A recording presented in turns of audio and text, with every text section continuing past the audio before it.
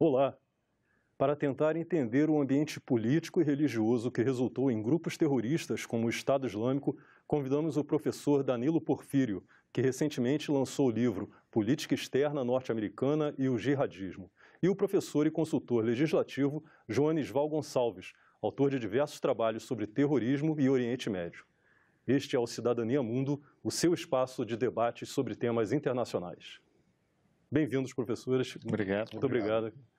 Professor Danilo, o jihadismo está no título do seu livro e as pessoas talvez não compreendam exatamente o que ele significa. Ele não é bem um sinônimo de terrorismo, né? Como você pode... Realmente. Primeiramente, quero agradecer, inclusive, a presença do professor Joanes Val, que, na minha opinião, é uma grande referência no estudo do terrorismo, né? Nós temos um diálogo, né, sobre essa questão. E falando sobre o jihadismo, nós temos que entender o seguinte: jihadismo, primeiramente, não é sinônimo propriamente de jihad. Jihad é um princípio político-religioso do Islã, no qual é categorizado em dois patamares: o jihad al-kubra, o esforço maior, e o jihad al-sugra, o esforço menor. O jihad al-sugra, ele é o que poderíamos chamar de guerra de defesa. E o jihad al-kubra, o esforço maior, seria nada mais nada menos que um preceito ético.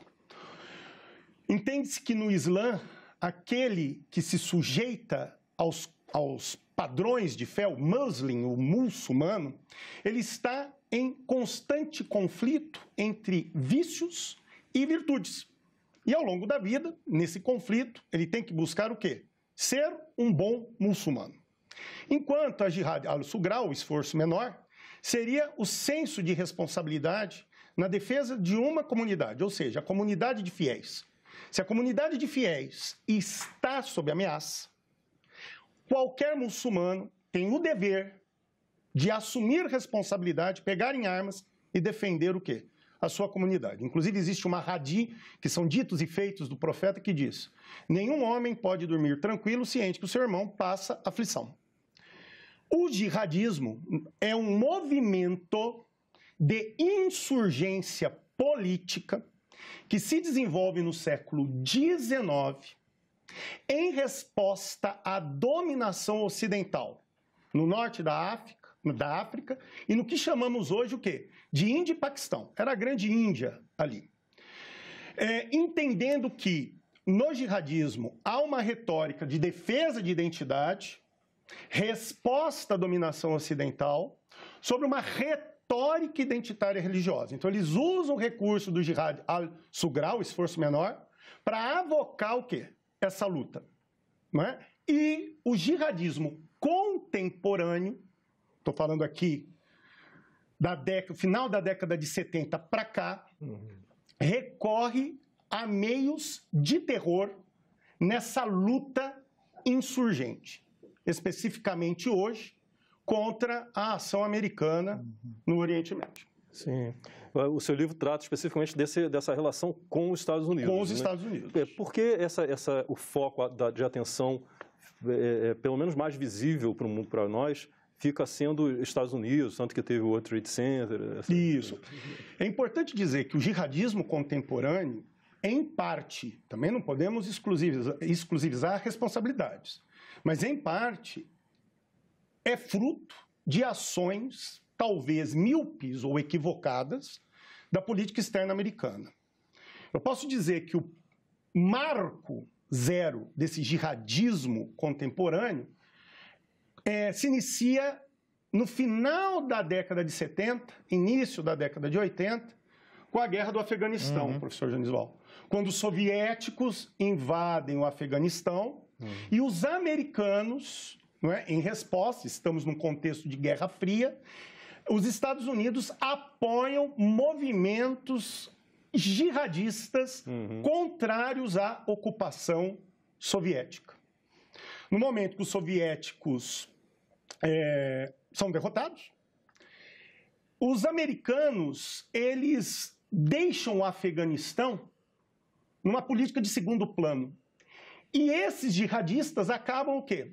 Tomando controle político sobre aquela região.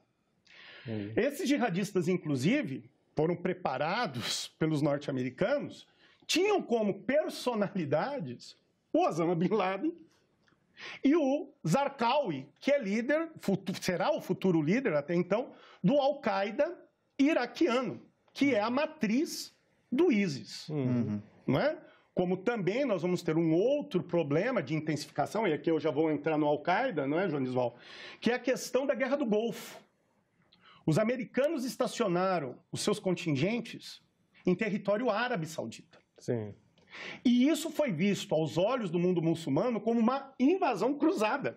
Sobretudo porque o Islã, a Arábia Saudita, é vista como o coração do Islã, ou pelo menos do segmento sunita do Islã.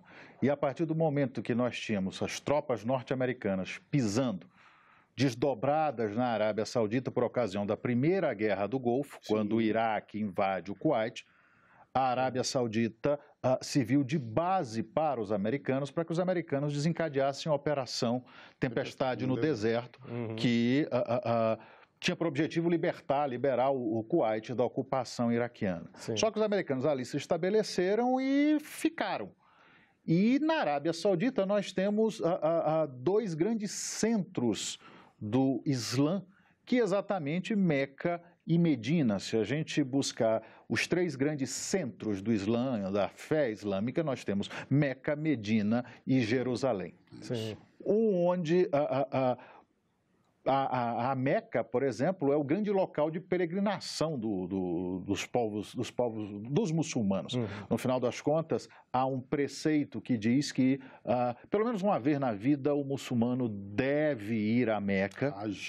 E, nesse sentido, fazer as circunvoluções na pedra, na Kaaba, a pedra sagrada.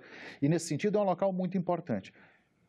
Só que alguns segmentos se sentiram ofendidos com aquela presença ocidental, estrangeira, não muçulmana, para alguns, e não é para todo o Islã, vista como uma presença de infiéis.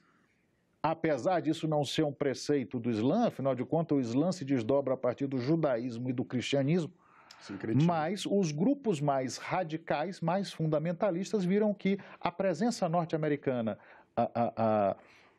na Arábia Saudita era uma agressão à fé islâmica.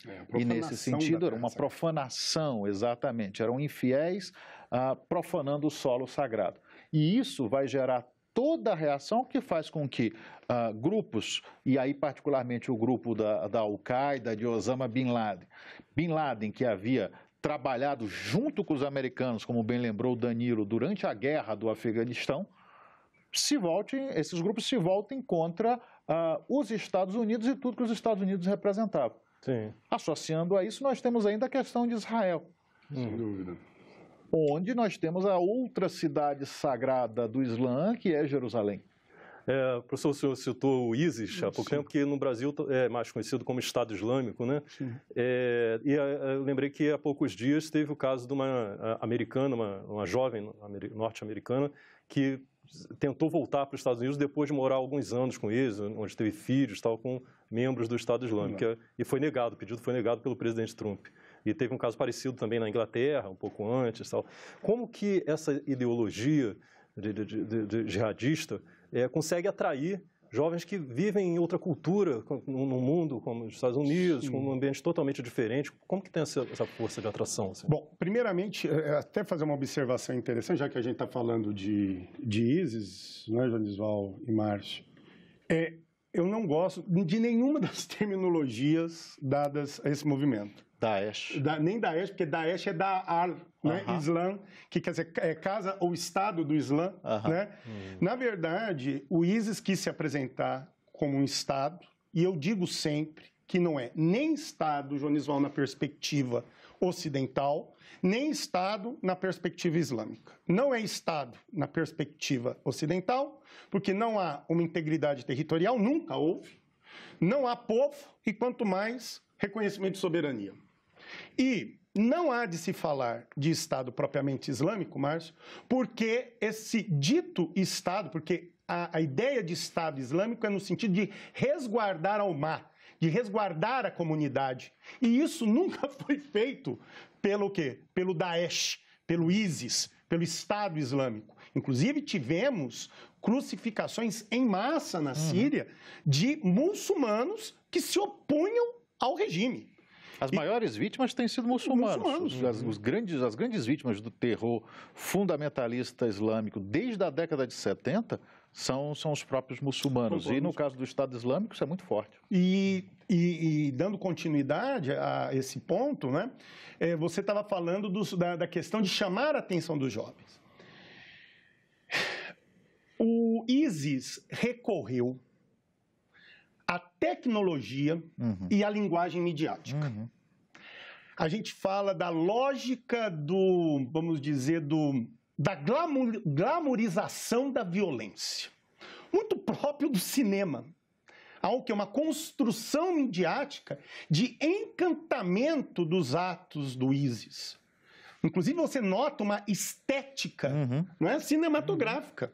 O que encanta uma juventude que, muitas vezes, numa era de fluidez como a nossa, não é, Jonisval? Não é? De uma modernidade fluida, não é? Esse tipo de mensagem traz encantamento, traz segurança, traz estabilidade. O que chama a atenção da meninada. Isso passa pela crise dos valores ocidentais. Ótimo. Nos Estados Unidos, mas, sobretudo, de onde vem a maior parte, fora do mundo islâmico, naturalmente, e da Rússia, mas de onde vem a maior parte dos recrutados não muçulmanos para o Estado Islâmico, que é exatamente da Europa. A Europa, há algumas décadas, passa por uma crise de personalidade ou de valores da própria cristandade. Nós não temos mais, se perdeu valores esses valores foram perdidos, muito tradicionais. E com isso o Estado Islâmico se aproveita, o Daesh se aproveita desse vazio. Não existe vazio de poder. A partir do momento que eu tenho essa divulgação e esse, como bem lembrou, como bem assinalou o Danilo, esse talento midiático, se você observar os vídeos do Estado Islâmico, agora nem tanto porque já está em decadência, mas no auge das suas capacidades, a capacidade de recrutação do Estado Islâmico era muito forte por meio da internet e vídeos que não deixavam nada a desejar para filmes de Hollywood. Sem dúvida. Essa tecnologia também, às vezes, ela pode ter uma força na direção oposta, né? Como na Primavera Árabe, que tem um pouco a ver com aspirações de mais democracia, de liberdade. A internet foi fundamental também para isso. Foi fundamental, mas também nós temos que ter muito cuidado, Márcio, em dizer que a primavera foi uma primavera. Na verdade, ali houve um movimento de insurgência contra ditaduras de índole pan-arabista que estavam há muito tempo no poder e que eram caracterizadas pelo quê? Por violência e corrupção. Tanto que o grande protagonista inicial da Primavera Árabe foi uma organização que tem o seu berço no Egito, mas basicamente está localizado em todo o Oriente Médio sunita, que é chamado de Irmandade Muçulmana. E de onde sai a Al-Qaeda, diga-se de passagem. O Kiteb, né? O Kiteb foi um dos ideólogos, né, do jihadismo, né? Só que aí o que acontece? A Irmandade toma uma postura a partir da década de 90 de tentar se afastar desses movimentos jihadistas e pregar a busca de uma, abre aspas, modernidade autêntica, uma modernidade advinda do próprio Islã, que, por sinal, com todo o respeito, não foram capazes de mostrar, né, porque não só foram inábeis na condução política da Primavera Árabe, como não tiveram o quê? Apoio de fora. O que gerou o quê? Uma cadeia de colapsos, entre eles o golpe sofrido pelo governo Mursi no Egito, pelo seu próprio quê? Ministro da Defesa, o general Sisi, com apoio inclusive da Arábia Saudita e dos Estados Unidos. Professor Jones, o senhor falou há pouco sobre a decadência do poder, talvez, da Al-Qaeda, alguns grupos. O Talibã, por exemplo, a gente ouvia muito falar que estão atuavam muito e quase que dominaram ali uma região grande ali da Afeganistão. Por que isso está acontecendo? Quais as perspectivas de futuro e por que está havendo essa decadência no poder dele, no poderio deles? Bom, alguns pontos fundamentais para a gente entender isso. A presença norte-americana no Iraque e a reconstrução do Iraque, a crise na Síria, mas que já caminha para uma resolução. E aí é muito importante assinalar a presença russa na Síria. Ótimo. Porque os russos, quando chegaram para resolver a situação, enquanto nós tínhamos um governo Obama, por exemplo, muito reticente e fazendo muitas vezes quase que um jogo duplo ali, né? Quando a gente vê os americanos lançando equipamentos, mantimentos para os rebeldes moderados da Síria, isso é louco, rebelde moderado. A gente percebe uma mudança a partir da era Trump. Há que se lembrar que a primeira ação norte-americana com Trump foi exatamente na guerra da Síria. Então, você tem uma mudança com a presença, com o governo Trump, que começa a estrangular isso. Você tem uma mudança com a presença russa na região. E aí os recursos dessas organizações começam a escassear. O discurso, a resposta ao Estado Islâmico, ela começou a ganhar mais força a partir do momento que a gente tinha, como a gente diz, boots on the ground. A gente tinha tropa no chão, tropa no solo, inclusive russos, para resolver a situação. O despertar para esse movimento mais de defesa, não só dos Estados Unidos, mas do mundo todo, foi o ataque ao World Trade Center? Não. Isso é anterior, bem anterior. Isso é do Al-Qaeda. Isso acontece, né? Mas a questão do ISIS, então nós vamos ter a Primavera Árabe, nós vamos ter o quê? A ocupação iraquiana, né, pelos americanos e a queda do Saddam Hussein. Vamos dizer assim, uma desordem institucional na Síria em função da guerra civil, um movimento retaliatório, porque nós temos que saber que o Saddam representava uma minoria sunita que agia com mão de ferro contra os curdos e xiitas do sul. Que eram a maioria no Iraque. E que esses xiitas, quando que os americanos chegam ali e retiram o Saddam do poder, assumem o poder junto com os curdos e agem de alguma maneira de forma retaliatória contra essa o quê?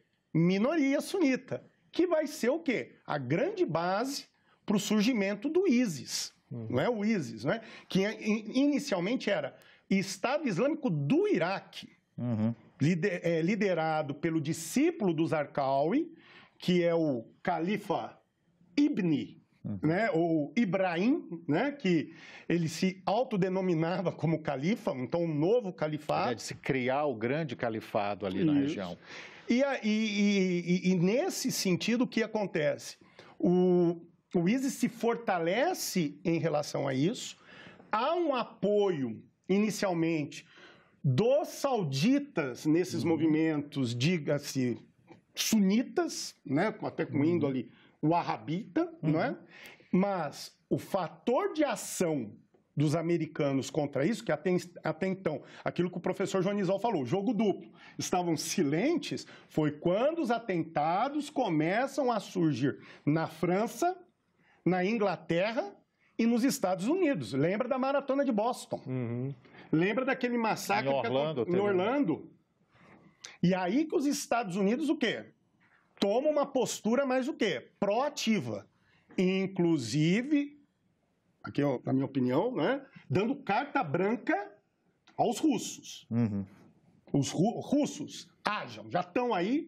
Inclusive, foi um período onde os americanos também se silenciaram em relação aos iranianos, que também possuem ainda contingente militar na Síria, apoiando o regime de Assad, e inclusive o Hezbollah libanês. Sim, não é? sim. Basicamente isso. Esse é o marco. Esse é um jogo grande. Se a gente parar para pensar nesse jogo também, um aspecto fundamental é o uso da inteligência para responder a essas ações terroristas. Ótimo. Sim. Quais são as perspectivas agora de combate a isso para continuar nesse caminho de reduzir ao máximo as ações desses grupos jihadistas? Bom, vamos falar primeiro do Daesh, do Estado Islâmico. O Daesh está muito enfraquecido, está cada vez mais fraco. Vale lembrar que eles já controlaram, guardadas, fazendo algumas ressalvas, eles já controlaram uma área parecida com o Estado de Minas Gerais, sob controle do Estado Islâmico, com uma ou uma protoestrutura de governo, com impostos, em alguns casos com algumas medidas até por mais estranho que isso pareça, assistência social, apesar de toda aquela barbárie que se via ali, e era bárbaro. Nós voltamos eu não vou dizer nem a Idade Média, nós voltamos a um período anterior à Idade Média com o que o Estado Islâmico fazia ali. Mas eles estavam dominando ali regiões de 2 países. Né? Isso, de fato, é uma parte do Iraque e uma parte... Nós temos até um mapa aqui. Da Síria. Sim. Norte do Iraque e nordeste, quase centro da Síria. Da Síria. Isso. E hoje já não tem esse poder todo, não controla toda essa área. Já circunscritos a uma cidade, basicamente. Sim. Aí, ó. Essa é a região. Essa região aqui em cinza, né, já estava sob poder do Estado, mas reduziu atualmente. Essa pontinha, talvez, ali só agora. Quase isso, então. Quase isso. Isso tem muito a ver com a resposta, realmente, da própria população que está aí, das próprias forças que estão aí, claro, com apoio russo, com apoio norte-americano também, mas a gente vê algumas ações dos próprios iraquianos subindo e com golpe de massa neutralizando o Estado Islâmico em cidades importantes como Mossul também. Tikrit, que era a terra de Saddam Hussein, diga-se de passagem, né? Onde nasce Saddam Hussein. Então, a gente percebe uma reação àqueles grupos que se enfraqueceram. Qual é o resultado disso? Você me perguntou de perspectiva. Isso acende uma luz vermelha. Por quê? Porque à medida que esses grupos se enfraquecem ali e são pressionados ali, é como areia, isso começa a escapulir. Até que ponto eu não vou ter? Eu tenho que estar atento para isso, é aí que entra a inteligência, é aí que entra o contra-terrorismo. Eu tenho que estar atento para aqueles que vão sair dali do Estado Islâmico, da região dominada pelo Estado Islâmico, e vão se pulverizar pelo mundo. Sim. Porque esse é o perfil cada vez mais claro o que alguns chamam, e eu concordo com isso, de uma quinta onda de terror. Seriam os ataques mais localizados, como aquele que teve na Inglaterra, na ponte, exatamente, em Londres, ataques com a faca, pontuais, carro, atropelando. Muitas vezes individuais, exatamente. Claro que com orientação, com treinamento, muitas vezes, ou até com uma doutrinação, que se faz até pela internet. Claro. Ataques pontuais, individuais e usando meios que não se usava até agora. Por exemplo, você bem lembrou, uma faca, um automóvel, um caminhão. E aí é sempre bom lembrar, isso não acontece na TV Senado, mas a gente vê às vezes em outras TVs, ataque, caminhão atropela, caminhão envolvido em atentado, o caminhão mata tantas pessoas. Não é um caminhão que mata, são pessoas que estão ali dentro, são pessoas que matam pessoas, não são caminhões, não são facas, são pessoas ali matando outras pessoas. Então, a tendência, há um risco muito grande de que isso se pulverize. Não é o momento ainda de comemorar que os grandes grupos estão perdendo, às vezes, um poder territorial, porque pode se espalhar dessa... Como o professor Jonisval disse, não é? Desde o Al-Qaeda, o modelo de insurgência é em rede. E individualizado. A gente sai de um modelo piramidal, organizacional, que era muito mais fácil de ser combatido, porque a partir do momento que você identificasse alguns elementos nesta cadeia, você conseguiria chegar ao topo. Hoje isso não existe mais. Hoje, a maior parte, claro, há outros grupos, mas a maior parte desses grupos fundamentalistas islâmicos, eles operam em rede. A Al-Qaeda apesar de estar muito fragilizada hoje, apesar de estar quase esquecida por alguns, a Al-Qaeda, no seu apogeu, ela era uma grande franquia. Eu não conhecia quem era a outra célula, mas eu conseguia operar a minha célula a partir das orientações e a partir de um modelo pré-estabelecido pela Al-Qaeda. É importante que o mundo inteiro, então, nesse momento, redobre a atenção e os esforços de inteligência para conter esses ataques. Professores, infelizmente, nós chegamos ao nosso tempo. Aqui eu gostaria muito de agradecer a presença Agradecido, Márcio. Obrigado. Se você quiser rever, baixar ou compartilhar o link desse programa, é só acessar nossa página na internet, no endereço senado.leg.br/tv, ou então visitar o canal da TV Senado no YouTube. E se você quiser fazer algum comentário, crítica ou sugestão, pode telefonar para 0800 61 2211. Obrigado pela sua atenção e até o próximo Cidadania.